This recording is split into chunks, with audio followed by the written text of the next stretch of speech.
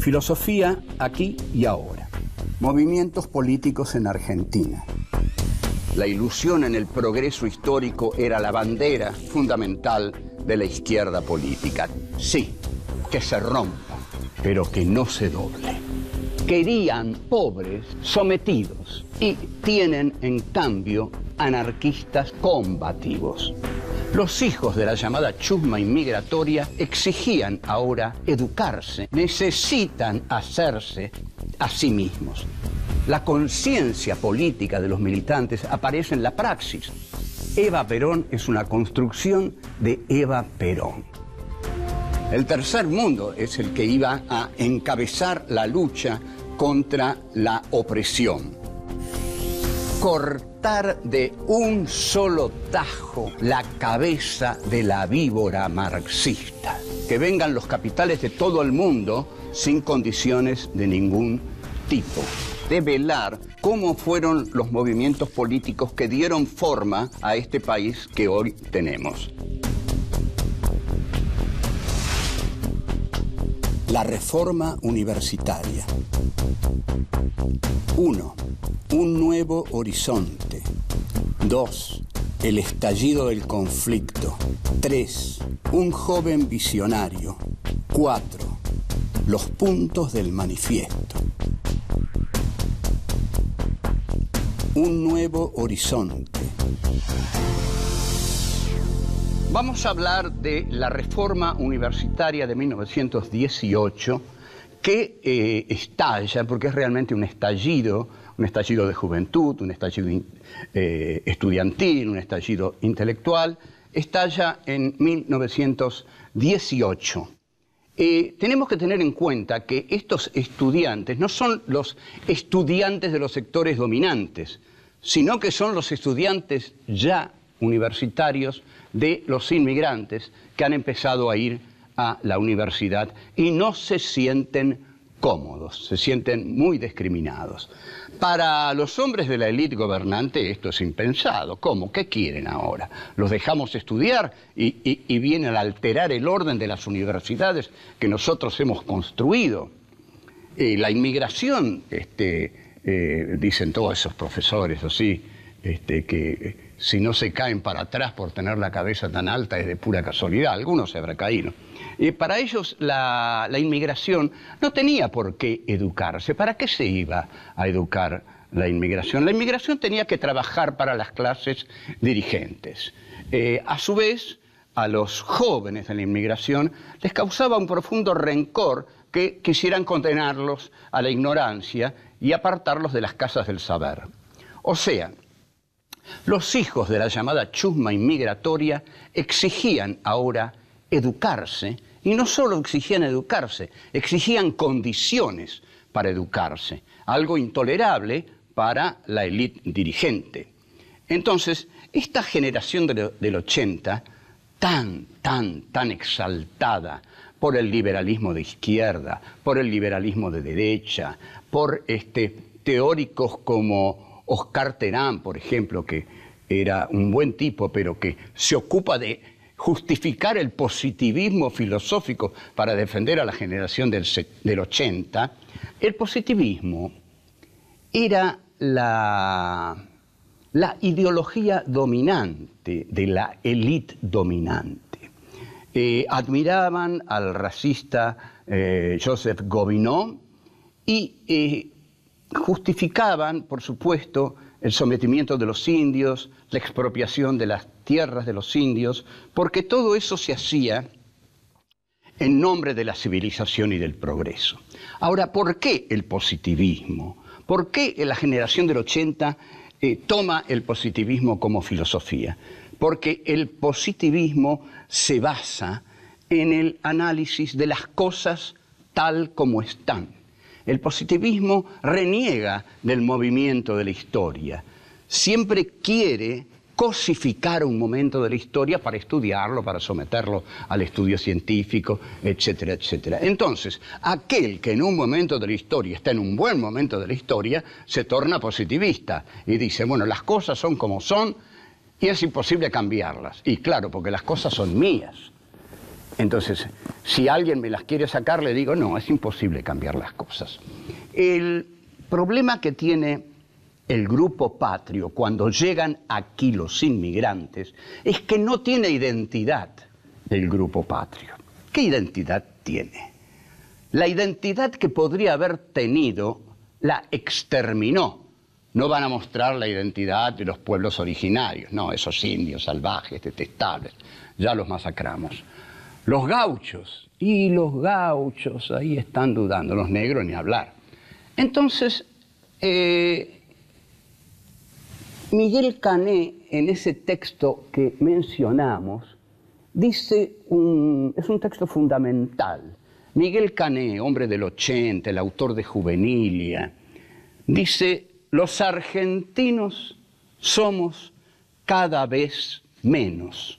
¿Por qué dice esto? Porque la inmigración es tan aluvional, palabra que va a formar parte del antipueblo, digamos, de todos aquellos que odian la presencia de lo popular en la política. Con esto quiero decir antipueblo. Están contra el pueblo los que son antipueblo. No quieren que el pueblo entre en las universidades, entre en la política, apenas que entre en las iglesias para que los convenzan, como en la Edad Media, del necesario sometimiento a los poderosos.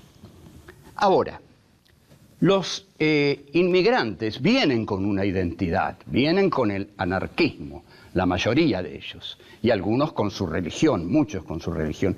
Entonces el problema de la clase dominante es qué identidad nacional les vamos a poner en la cara a los inmigrantes.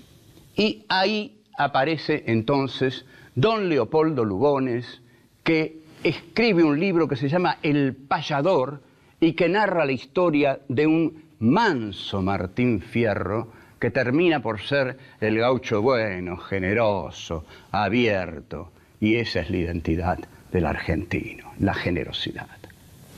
Volvemos. 2. El estallido del conflicto. Hay que tener en cuenta, y voy a pedir por favor que lo tengan en cuenta, que no estoy dando una visión pesimista del desarrollo del país. En mi crítica se dirige a los sectores dominantes que construyeron este país sobre la derrota y el hambre de los postergados. Porque nos hubiera gustado un país que de alguna manera los integrara. Juan Bautista Alberdi siempre pidió no el exterminio del gauchaje del interior, sino su integración. Y llegó a plantear que el gran problema de la Argentina era la unión de la democracia ilustrada y de la democracia bárbara.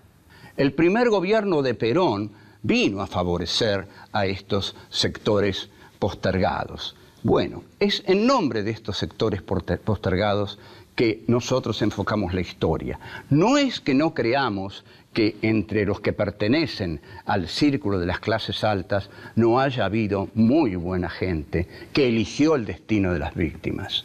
Eso es absolutamente cierto. Pero la mayoría de los hombres de las clases altas fueron parasitarios en lo económico, racistas y asesinos en lo militar. Es contra esos argentinos que nosotros tenemos una visión muy pesimista del país que hicieron y desde aquí, por ahora, los vamos a condenar. La reforma universitaria en Córdoba fue uno de esos movimientos que no le gustan a las clases que dominaron y dominan la Argentina. Estalla en Córdoba, la llamada Córdoba la Católica. Sarmiento, en el Facundo, con una prosa magistral, ya ven cuánto lo quiero a Sarmiento, con el cual no coincido en muchas cosas, pero lo admiro porque era un gran escritor nacional. Sarmiento escribe en el Facundo, Córdoba es un claustro encerrado entre barrancas.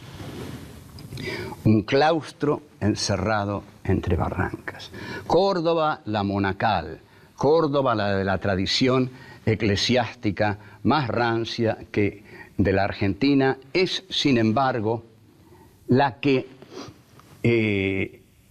el lugar en el cual estalla esta reforma universitaria que expresa las ambiciones de los inmigrantes. Córdoba tenía una antigua universidad fundada por los jesuitas en la colonia. Bueno, esta antigua universidad, que tenía costumbres religiosas que desagradaban a los jóvenes de los nuevos tiempos, siempre es un poco así. Los jóvenes de los nuevos tiempos quieren algo nuevo. No pueden vivir de lo viejo, de lo que sirvió para generaciones anteriores. Tienen que inventar lo que sirve para ellos.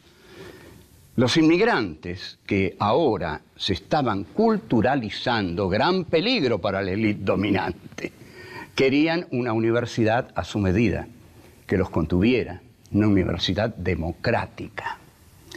La élite no podía decirles la verdad. La verdad de la élite dominante era: ustedes vinieron aquí a trabajar. Nosotros somos superiores a ustedes. Trabajen y nada más. Este país es nuestro, ha sido nuestro y será nuestro. Así que nada, nada, nada de huelgas ni reformas. Entonces, frente a esto, frente a esta actitud, se formaron centros de estudiantes desde los comienzos ya del siglo XX. Y hay centros de estudiantes en Tucumán, Córdoba, Buenos Aires, La Plata. Todo esto es peligroso porque la cultura es realmente peligrosa para los sectores dirigentes, porque la cultura da un horizonte de superación del dolor actual hacia el futuro, donde este dolor actual ya no tendrá sentido porque habrá sido eliminado. Entonces, la Universidad de Córdoba, los alumnos de esa universidad, no pueden tolerar que se suprima el Hospital de Clínicas, donde justamente el dolor se atenúa o se cura.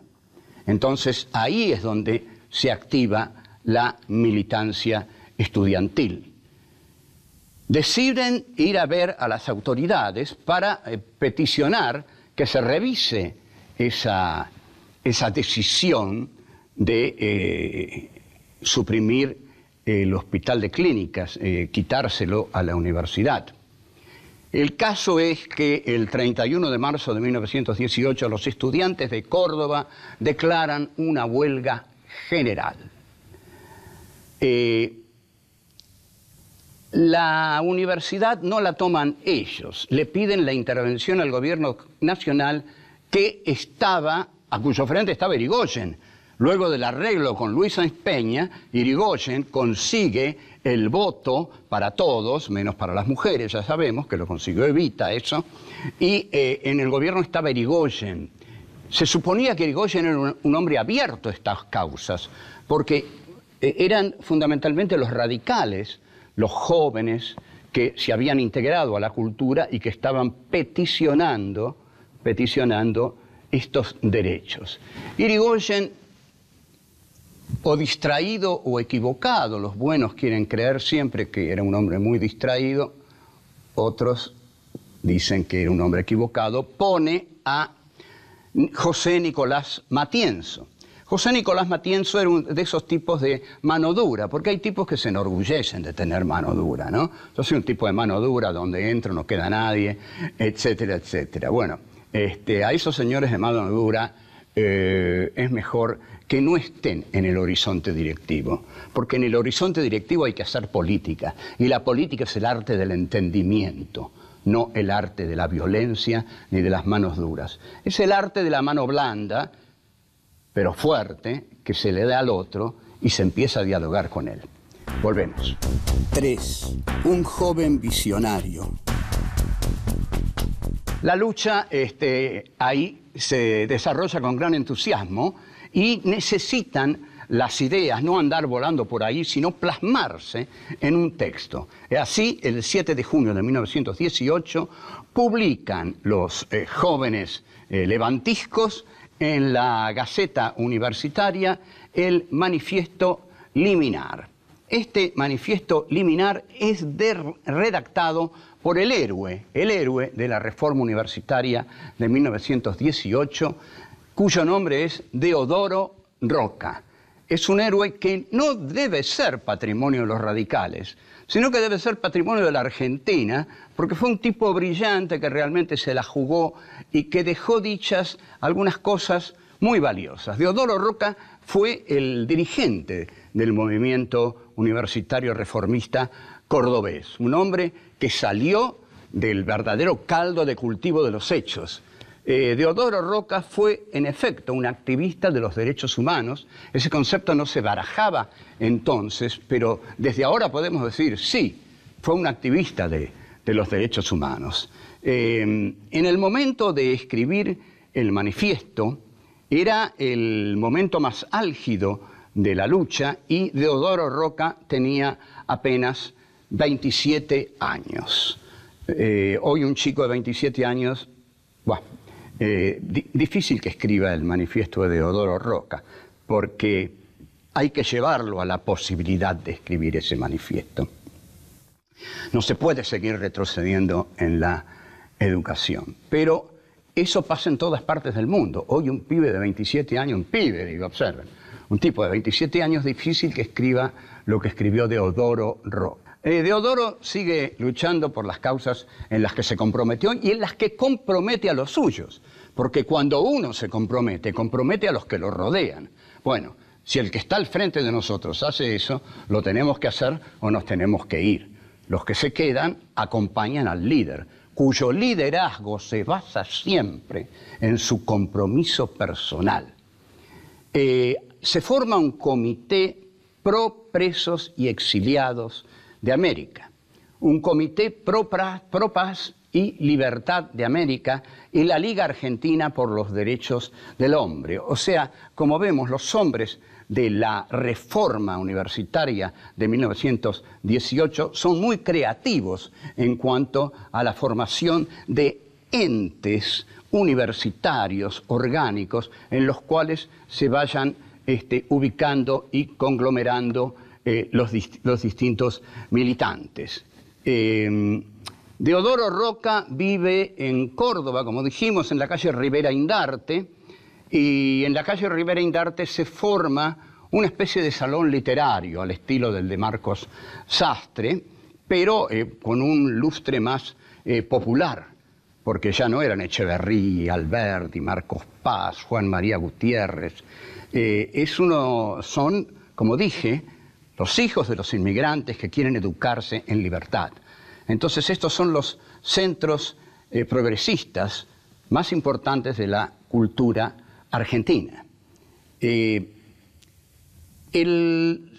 fundador de la filial en Córdoba de la Unión Latinoamericana castiga al imperialismo desde distintas actividades políticas, o sea que la reforma estudiantil también se transforma, se da cuerpo, se da unidad, densidad, con una política antiimperialista.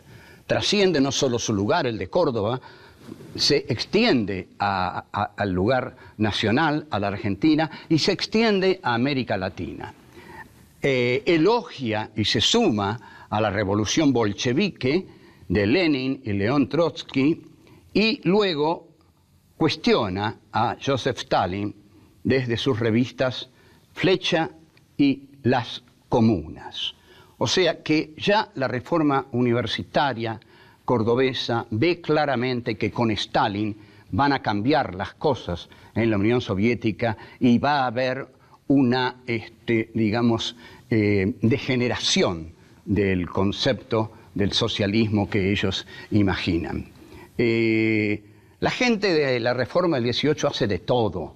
Encabeza campañas en defensa de la Revolución Española, contra el fascismo, se solidarizan con Sandini, con Sacco y Vanzetti y defiende a los presos políticos. Todo esto los lleva a tener una visión universalista de la política, o sea que no es una mera, un mero reclamo universitario, es una visión, es un concepto ideológico universalista del estado del mundo y de la política.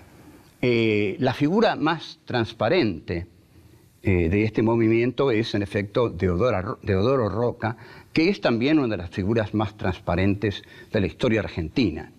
Deodoro Roca luchó por la reforma universitaria de 1918, que cubrió todos estos aspectos que acabamos de mencionar de la condición humana. Fue muy, muy ambiciosa. Ahora, tenemos que ver si no ocurrió que el que mucho abarca, poco aprieta, pero ellos quisieron abarcar mucho porque eran muy jóvenes, porque a los 27, 28 años se quiere abarcarlo todo. Volvemos. 4. Los puntos del manifiesto.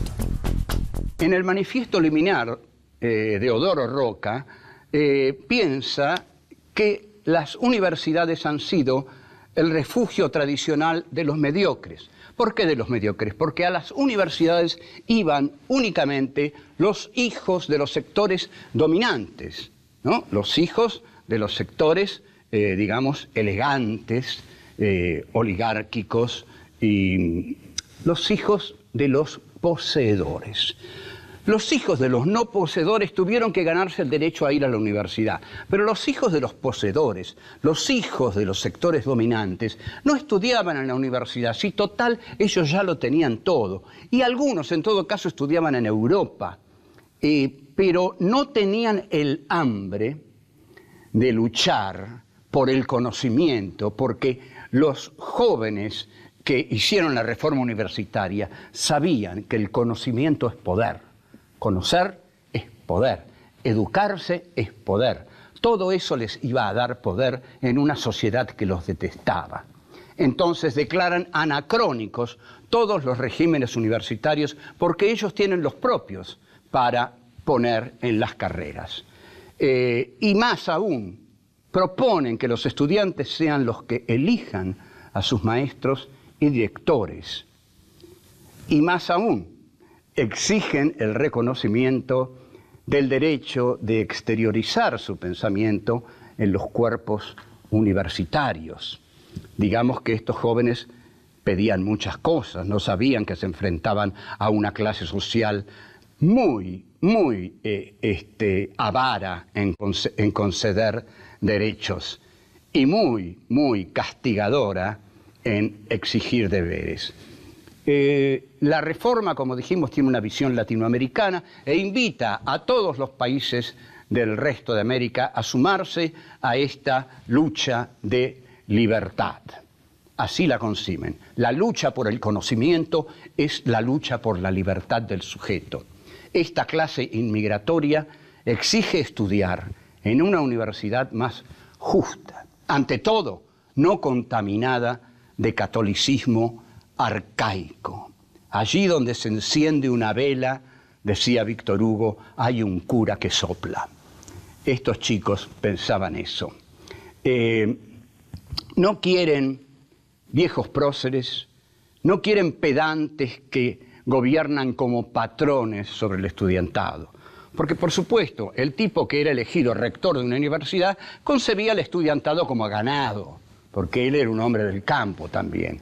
Entonces, había una concepción ligada a la esclavitud de los estudiantes. Entonces, la juventud de Córdoba se declara como la juventud, como los hombres libres de Sudamérica.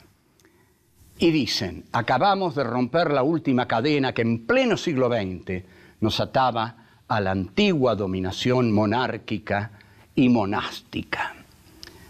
Hemos resuelto llamar todas las cosas por el nombre que tienen. Córdoba se redime. Desde hoy contamos para el país una vergüenza menos y una libertad más. Los dolores que quedan son las libertades que faltan.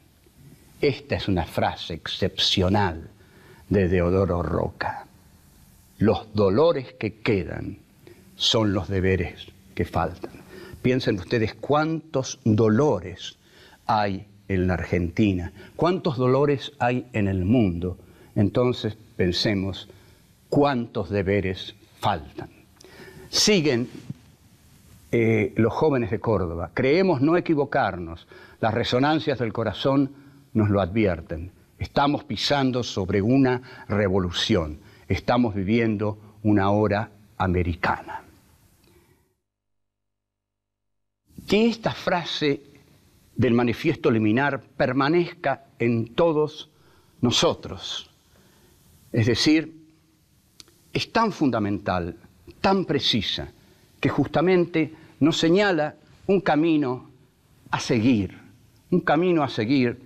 en favor de los extraviados, de los expulsados, de los escupitados del sistema, de los que son carne de cañón de las policías bravas que luchan contra la delincuencia.